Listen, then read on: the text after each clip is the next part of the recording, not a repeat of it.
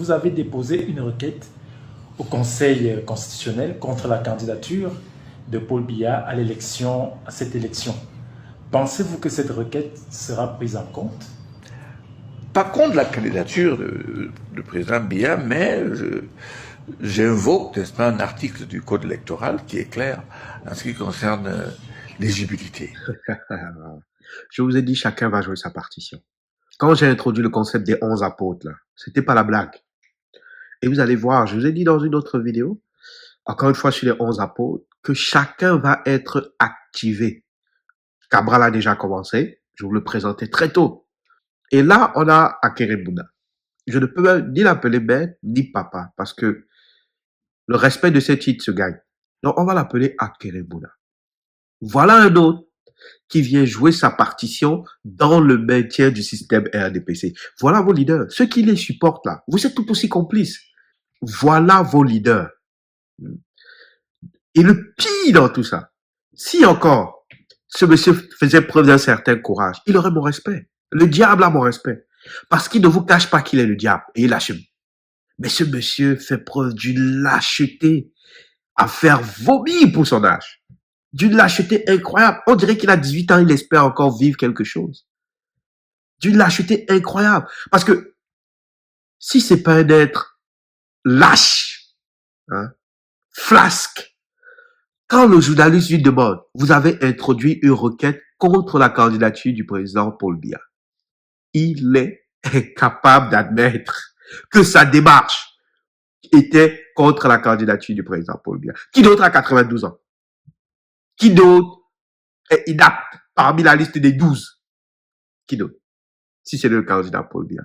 Donc, sa lâcheté même peut vous déjà ouvrir une fenêtre sur la corruption qui le ronge, sur le cancer qu'il représente en termes d'intégrité. C'est quelqu'un qui n'a aucune intégrité. Aucune. Parce qu'il est même incapable d'assumer le geste qu'il est en train de poser. Aucune intégrité. Foncièrement corrompu. Il n'y a pas de possibilité. Il ne peut pas s'excuser du geste. Il ne peut pas. Profondément corrompu. C'est ça vos leaders. Mais posez-vous la question. Je vous ai fait une vidéo ici il y a 11 mois. Oui, au niveau de la forme, du timing, de la procédure, je le dis, j'ai pas été exact. Mais dans le fond de la mécanique du transfert de pouvoir, je vous prévenais déjà il y a 11 mois. Mais comme je n'ai pas de PhD, j'ai pas de docteur devant mon nom, je m'appelle juste Bédard, les gens ont dit, ah, ok. Demandez-vous pourquoi il n'a pas déposé cette requête au Conseil constitutionnel lorsque ce dernier était encore dans le processus d'établir la liste des candidats à l'élection présidentielle.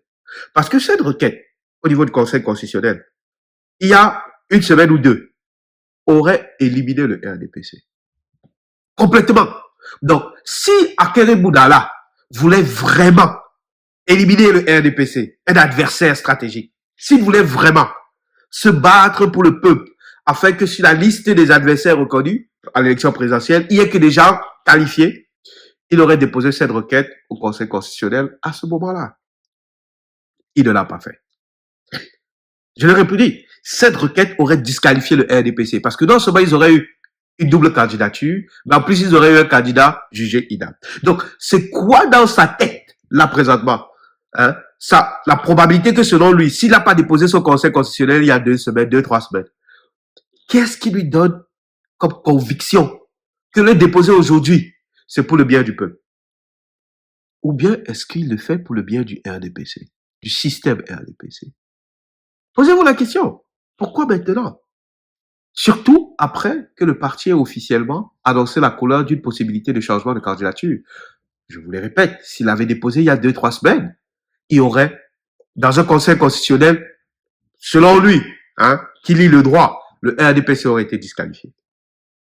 Mais il le dépose aujourd'hui, surtout après la sortie de cet article qui dit, comme quoi, la loi électorale permet à des partis de remplacer leur candidat avant l'élection.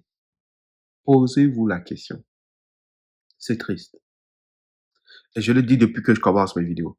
Le problème de l'Afrique, ce sont les Africains.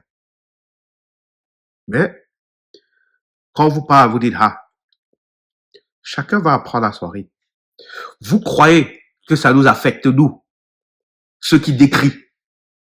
Certains d'entre nous sont morts. Ils sont morts, non, c'est fini.